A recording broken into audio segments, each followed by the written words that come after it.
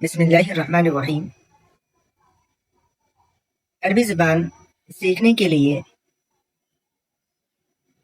جتنے بھی سبجیکٹس ہوتے ہیں، جتنے بھی علوم ہوتے ہیں، ان میں دو علم کا حاصل کرنا، ان کو جاننا، ان کو سمجھنا نہایت ہی ضروری ہوتا ہے، کیونکہ عربی زبان کے اندر جو بھی لفظ ہم استعمال کرتے ہیں اس میں جو بھی تبدیلیاں ہوتی ہے وہ تبدیلیاں ان دونوں علوم کے جانے بغیر ہم نہیں سمجھ سکتے ہیں۔ وہ تبدیلیاں انہی دونوں علوم کے اصول پر، رولز پر مبنی ہوتی ہیں۔ ان میں سے ایک علم ہے علم نحو اور دوسرا ہے علم صرف۔ علم صرف کے اندر جو بات ہوتی ہے وہ الفاظ کی بناوٹ اور ساخت سے متعلق ہوتی ہے، الفاظ کے ڈھانچے سے متعلق ہوتی ہے کہ ہم نے جو لفظ بنایا ہے وہ ایسا کیوں بنایا ہے، اس لفظ سے ہم دوسرے الفاظ کس طرح سے بنا سکتے ہیں، یعنی جو لفظ کا ڈھانچہ ہوتا ہے اس سے متعلق بات ہوتی ہے علم صرف کے اندر۔ چنانچہ لفظ کیسے بنتا ہے، اس کے حروف میں کیا تبدیلیاں آتی ہیں، واحد کی صورت میں کیا ہو سکتی ہیں، تثنیہ کی صورت میں کیا اور جمع کی صورت میں کیا ہو سکتی ہیں، اسی طرح مذکر کی صورت میں، مؤنث کی صورت میں، اسی طرح فعل کے جو صیغے ہوتے ہیں، ماضی، حال، امر کے صیغے، نہیں کے صیغے، جتنے بھی صیغے ہوتے ہیں وہ سب کے سب علم صرف کے ذریعے سے معلوم کی جاتی ہیں۔ علم صرف کے قوانین کو، ان کی رولز کو فالو کرتے ہوئے کوئی بھی ورڈ بنائی جاتی ہے۔ تو علم صرف کا جو مقصد ہے وہ بناوٹ اور ساخت سے متعلق ہے کہ ہم لفظ کو کس وقت کیسے بنائیں گے۔ مثال کے طور پر ہمیں ماضی کا صیغہ بنانا ہے تو اس صورت میں کیا طریقہ اپنائیں گے، مضارع کا بنانا ہے تو اس صورت میں کیا طریقہ اپنائیں گے، امر کا بنانا ہے تو اس صورت میں کیا طریقہ اپنائیں گے۔ ان کے جو بھی رولز ہوتے ہیں ان کو علم صرف کے اندر بیان کیا جاتا ہے۔ ان تمام رولز کا جو مجموعہ ہے اس کو علم صرف کہا جاتا ہے، ان تمام اصول و قوانین کو علم صرف کہا جاتا ہے۔ اور علم نحو کیا ہے؟ علم نحو یہ جملے میں الفاظ کے آپس کے تعلق اور اعراب یعنی حرکات سے متعلق ہوتا ہے۔ علم نحو کے اندر یہ بات سمجھی جاتی ہے کہ جو ہم ایک سینٹنس میں، ایک جملے میں جو لفظ استعمال کیے ہیں ان میں سے ہر ایک لفظ کا دوسرے سے کیا کنیکشن ہے، کیا تعلق ہے۔ اسی طرح جو حرکات کی تبدیلیاں آ رہی ہیں وہ کس وجہ سے آ رہی ہیں، کہاں پر زبر آ رہا ہے، کہاں پر زیر، کہاں پر پیش، کہاں پر تنوین، تو یہ سب چیزیں علم نحو کے اصول و قوانین سے معلوم ہوتی ہیں، یعنی ان تمام اصول و قوانین کو جس کے ذریعے سے ایک لفظ کا دوسرے لفظ کے تعلق کو ظاہر کیا جاتا ہو، اسی طرح حرکات کو معلوم کیا جاتا ہو کہ کہاں پہ کیا حرکت آنی چاہیے۔ آخر میں کسی بھی لفظ کے جو تبدیلیاں ہو رہی ہیں وہ تبدیلیاں کیوں ہو رہی ہیں، کس وجہ سے ہو رہی ہیں، ان تمام اصول و قوانین کو، ان تمام رولز کو، اس کا جو مجموعہ ہوتا ہے اس کو علم نحو کہتے ہیں، ان تمام کو علم نحو کہتے ہیں۔ تو آئیے آج ہم اس سبق کے اندر کیا سمجھیں گے۔ اس سبق کے اندر جو سب سے بنیادی چیز ہے علم نحو کے اندر، علم نحو کہاں سے شروع کرتے ہیں ہم؟ سب سے پہلے کہتے ہیں لفظ۔ کسی بھی چیز کو بولتے ہیں تو کیا کہتے ہیں، یہ لفظ کیا ہے۔ تو جو لفظ ہم بولتے ہیں تو لفظ سے متعلق سمجھیں گے کہ لفظ کسے کہتے ہیں۔ اسی طرح جو لفظ ہوتی ہیں اس کے کیا کیا قسمیں ہیں۔ اسی طرح لفظ موضوع جو ہوتی ہے اس کے کیا اقسام ہیں، اس کو دوسرا نام کیا دیتے ہیں علم نحو کے اندر، ان تمام سے متعلق اس سبق کے اندر سمجھیں گے۔ تو آئیے ہم اس سبق کے اندر سمجھیں گے کہ لفظ کسے کہتے ہیں، اسی طرح لفظ کے کیا کیا اقسام ہیں، پھر ان اقسام میں سے کس قسم کی کیا قسمیں ہیں، ان تمام کو اس سبق کے اندر سمجھیں گے، یعنی لفظ کے بارے میں سمجھیں گے۔ اسی طرح لفظ کی دو قسموں میں سے لفظ موضوع، اس کا دوسرا نام جانیں گے، اسی طرح اس کے اقسام، اسم فعل حرف کو اس سبق کے اندر سمجھیں گے۔ تو آئیے شروع کرتے ہیں کہ لفظ کسے کہتے ہیں۔ لفظ ما یتلفظ بہ الانسان کو کہتے ہیں۔ کسے کہتے ہیں؟ ما یتلفظ بہ الانسان، یعنی انسان جس چیز کا تلفظ کرتا ہے، یعنی جو بھی ساؤنڈ، یعنی جو بھی آواز اس کے منہ سے نکلتی ہے اس کو لفظ کہتے ہیں۔ انسان کے منہ سے جو بھی آواز نکلے اس کو لفظ کہیں گے۔ لیکن اب یہاں پہ ہمیں سمجھ میں آتی ہے کہ بھائی انسان کے منہ سے جو آواز نکلتی ہے کبھی ہمیں وہ سمجھ میں آتی ہے، کبھی سمجھ میں نہیں آتی ہے، دونوں صورتیں ہوتی ہیں۔ تو اس چیز کو سمجھنا ہے کہ جو آواز ہمیں سمجھ میں آتی ہے، جس کا کوئی معنی ہو، جس کا کوئی مطلب ہو، جس کا کوئی مفہوم ہو، اس کو ہم لفظ موضوع کہتے ہیں۔ اس کو کیا کہتے ہیں؟ لفظ موضوع کہتے ہیں۔ اور جو ہمیں سمجھ میں ہی نہ آئے، صرف ایک آواز سنائی دے، اس سے کوئی معنی و مطلب سمجھ میں نہ آئے، جیسے کہ گونگے کی آواز۔ گونگے کی آواز ہمیں سنائی تو دے رہا ہے لیکن اس کا کوئی معنی و مطلب نہیں ہوتا ہے۔ اگر ہم اس کی کوئی بات سمجھتے بھی ہیں تو اس کے اشاروں سے سمجھتے ہیں، اس کے آواز سے نہیں سمجھتے ہیں۔ تو ایسے آواز کو مہمل کہتے ہیں۔ ایسے آواز کو لفظ مہمل کہتے ہیں۔ یعنی لفظ مہمل وہ لفظ جس کا کوئی معنی نہ ہو، جس کا کوئی مطلب نہ ہو، جس کا کوئی مفہوم نہ ہو، ایسے کو کیا کہتے ہیں؟ ہم لفظ مہمل کہتے ہیں۔ لفظ موضوع کی مثال ہر وہ الفاظ ہیں جس سے ہمیں کوئی معنی و مطلب سمجھ میں آتا ہے۔ ہم سب کے نام جب بولی جاتی ہیں تو اس وقت ہمیں کسی بھی نام سے کسی خاص شخصیت کی طرف اشارہ ملتا ہے، کسی خاص شخصیت کی طرف ذہن جاتا ہے۔ میں نے کہا زید، تو سمجھ میں آ رہا ہے کہ زید کسی کی شخصیت پر دلالت کر رہا ہے، کسی کا نام ہے۔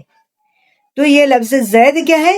موضوع ہے۔ کیوں؟ اس لیے کہ اس کا معنی و مطلب سمجھ میں آ رہا ہے۔ اور لفظ دیز کیا ہے؟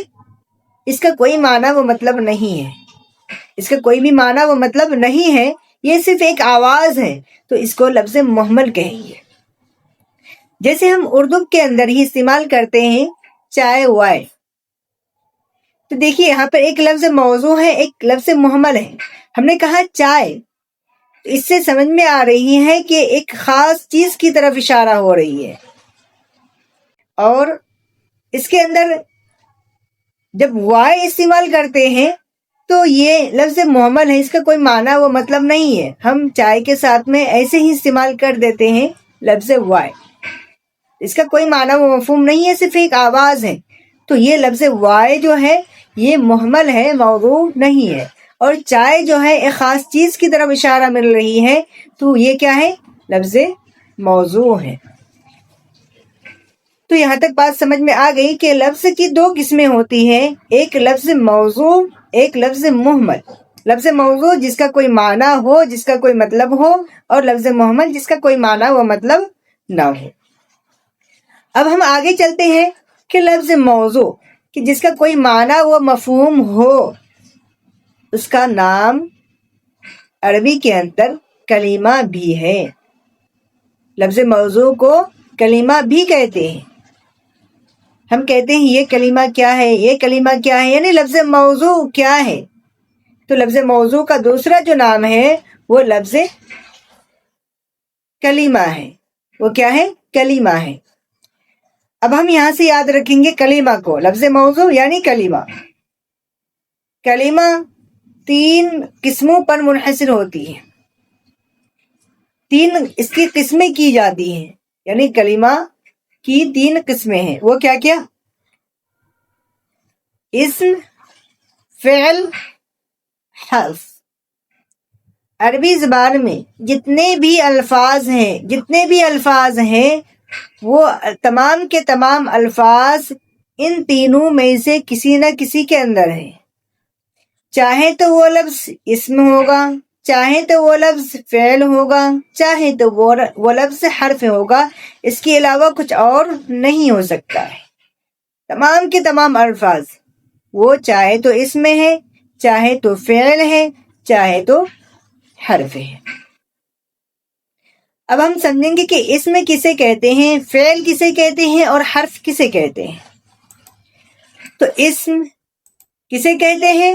اسم وہ کلمہ ہے، یعنی وہ لفظ موضوع ہے جس کا معنی و مطلب ہمیں سمجھ میں آ رہا ہو، اس کو کیا کہتے ہیں؟ لفظ موضوع۔ اس کا دوسرا نام کیا ہے؟ کلمہ۔ تو اسم جو ہے وہ کلمہ ہے جو اپنے معنی بتانے میں کسی دوسرے کلمہ کا محتاج نہ ہو۔ اس میں کسے کہیں گے ہم؟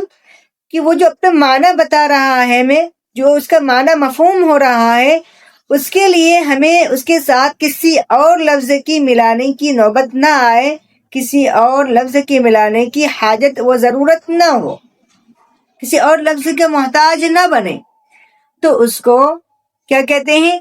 اسم کہتے ہیں۔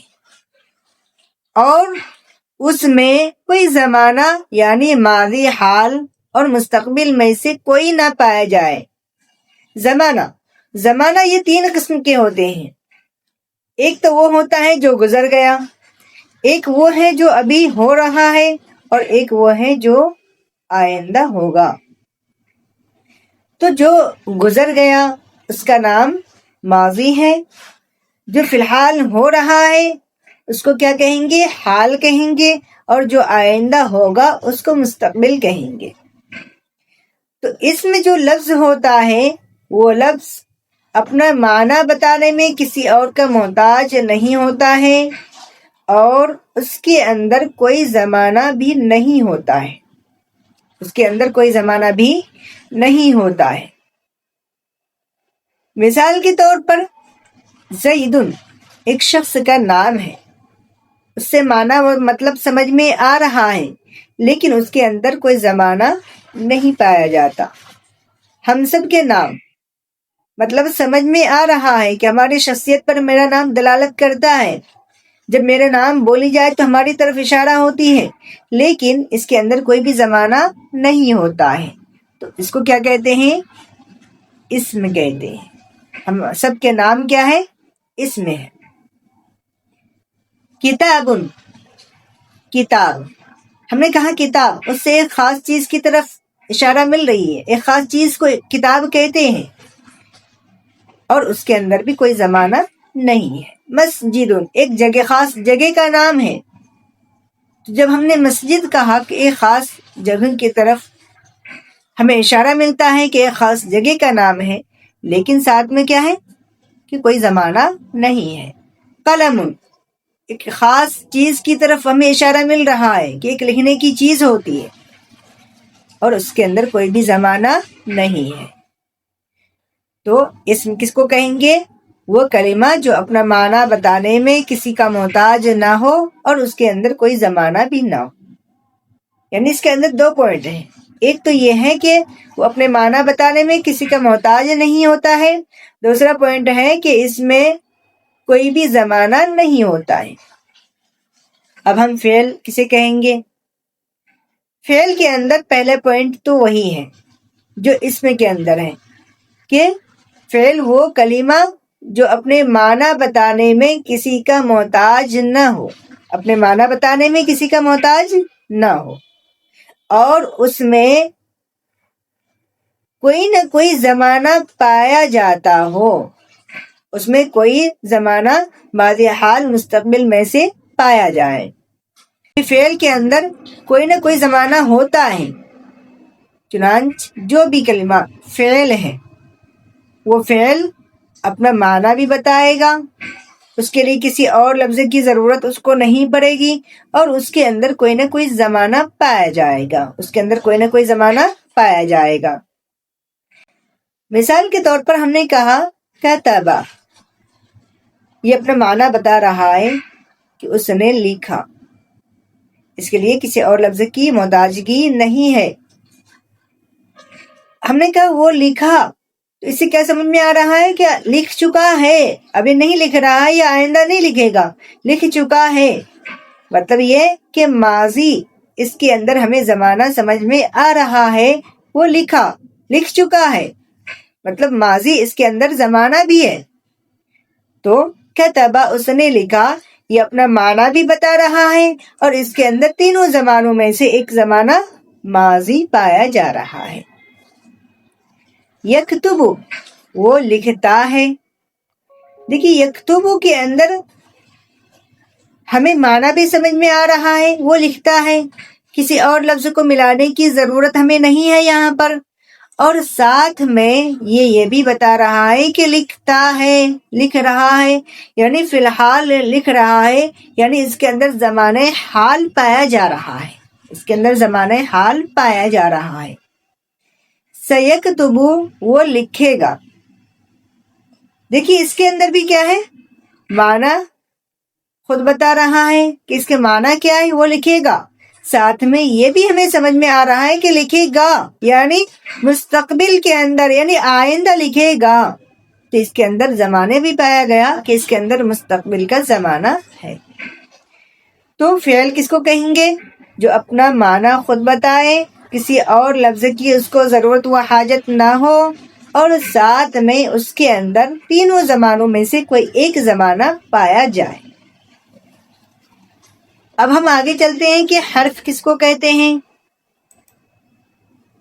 حرف کے اندر جو پہلا پوائنٹ ہے یہ اسم اور فعل کے مخالف ہے،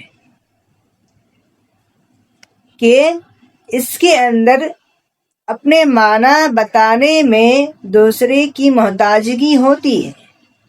حرف وہ کلمہ جو اپنے معنی بتانے میں دوسرے کا محتاج ہو۔ دیکھیے اس میں کسی کا محتاج نہیں ہوتا ہے اپنے معنی بتانے میں، فعل کسی کا محتاج نہیں ہوتا ہے اپنے معنی بتانے میں، لیکن حرف اپنے معنی بتانے میں دوسرے کا محتاج ہوتا ہے۔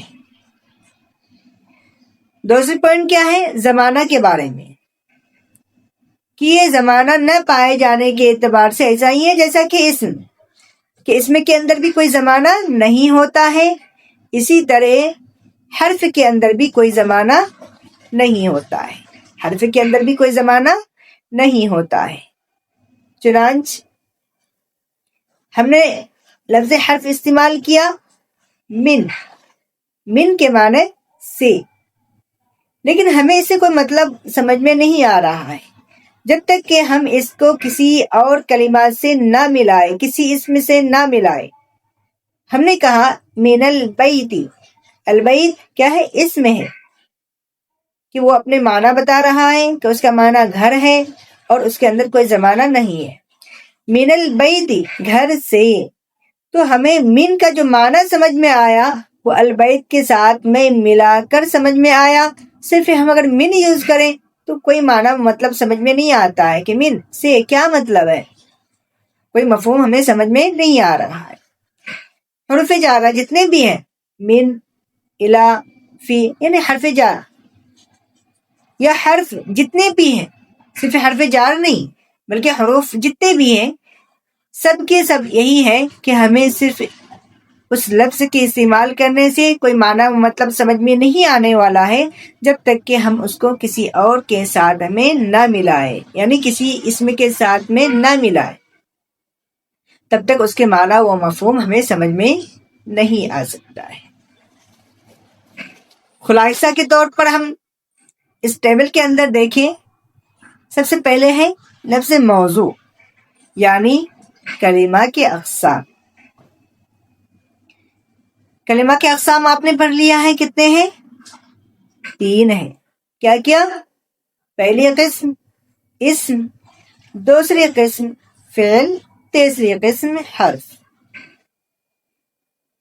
پہلی قسم یعنی اسم، یہ اپنے معنی بتانے میں محتاجگی و عدم محتاجگی اعتبار سے کیا ہے؟ پہلی جو پوائنٹ ہے وہ کیا ہے؟